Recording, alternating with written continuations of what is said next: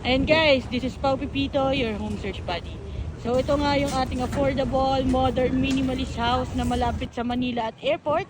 Ito nga yung pinaka-affordable guys dahil ang monthly DP lang nito is 10,000 at ang monthly amortization natin sa Pag-ibig ay 11,000. Pwede din guys ito sa mga hindi Pag-ibig member kasi meron tayong ditong in-house financing. Yan. So for in-house financing guys, ito ay may monthly lang na 18,000. Pinakamababa po yan sa lahat ng in-house financing na hawak po natin. Ayan. So ongoing na po yung ating construction ng model houses.